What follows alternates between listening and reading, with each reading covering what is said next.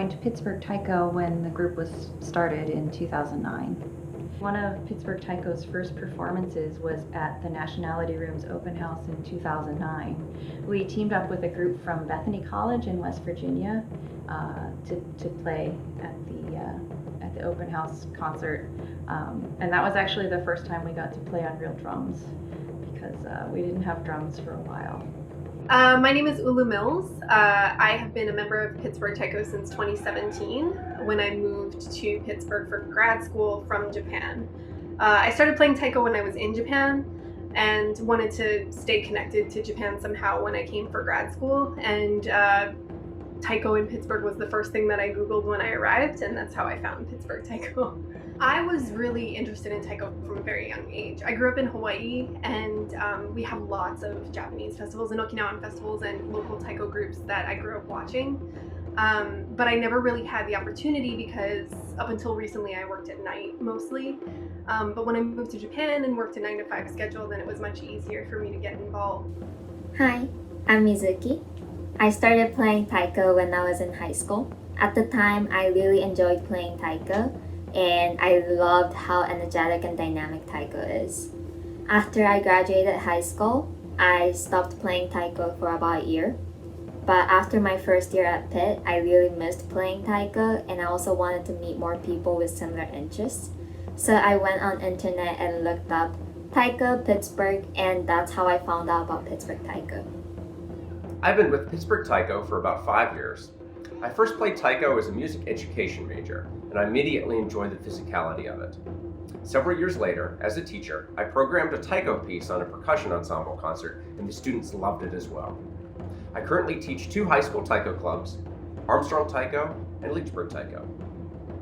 Joining Pittsburgh Taiko has helped me to fill in some gaps and learn about the art form from a cultural perspective. Taiko is a Japanese art, but it's become popular all over the world. In Japan, you'll hear Taiko in religious ceremonies, Shinto and Buddhist both, also in classical music and classical theater, and community festivals. And as a Japanese language major, that was my big motivation for moving to Japan, but at the same time, I also wanted to continue learning these art forms. So I asked to be placed in Kansai so that I could go to Kyoto and attend traditional theater training. So alongside Taiko, I also did Kyogen and Nihonbuyo training as a continuation of what I was doing in college. Since I am not Asian American and I don't have Japanese ethnic background, I really wanted to learn as much as I could about the history and the background of this music, so I could really help to represent it properly to the people that we perform for. This form of Taiko, where it's arranged as a group performance art, it was only invented in the 1950s. It was invented by a man called Daihachi Oguchi. But the form of Taiko that he invented, this group Taiko performance, it still uses rhythms and instruments and melodies from Japanese folk traditions. After I became involved with Pittsburgh Taiko, I wanted to learn more about the origins of this art. I was able to travel to Japan several times to learn more about Japanese music and art.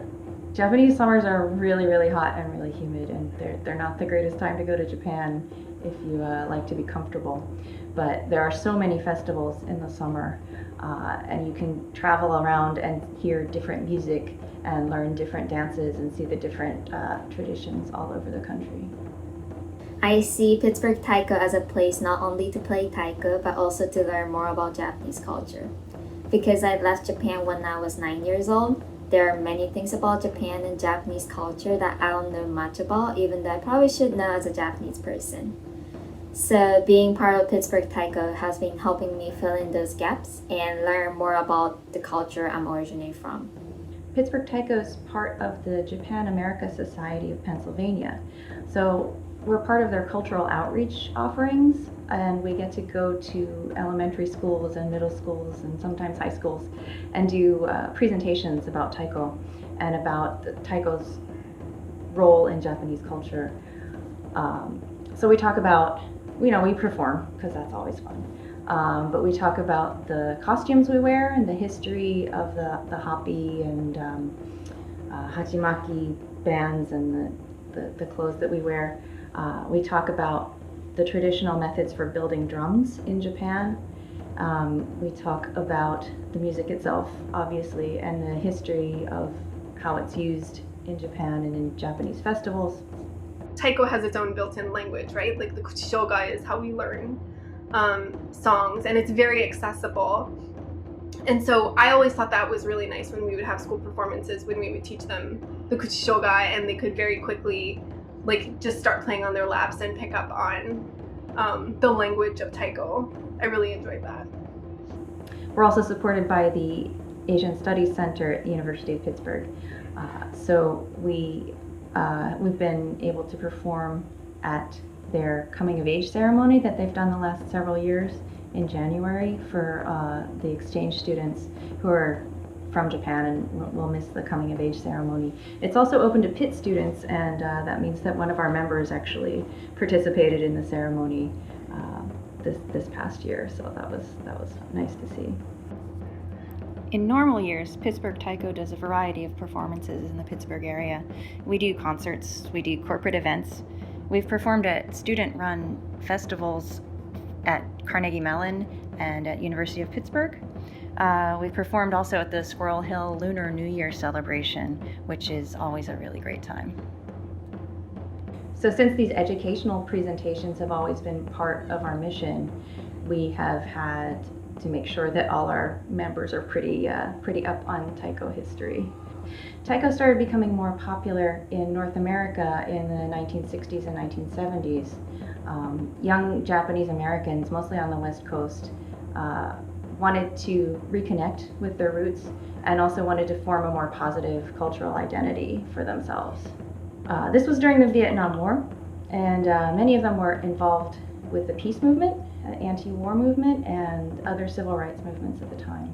So they didn't have a lot of resources. They got together, they built their own drums, they formed their own groups, composed their own music, and people got to see them, and it became more and more popular. I didn't even know that Taiko is a thing in America until I joined the group. And it has been really interesting to see how Japanese tradition is appreciated in countries outside of Japan, and how people in Taiko community in the US enjoy Taiko in their own ways while respecting the tradition. Playing with Pittsburgh Taiko has also helped me to branch out and interact with members of other Taiko groups at conferences and workshops. These experiences are especially valuable because I can take what I learned at these events back to my students. Taiko is a folk form, and I think that makes it more accessible in general, not just with the language, but with the music itself. And I think that's why it has caught on so globally, is that it feels like it could belong to anyone who tries it.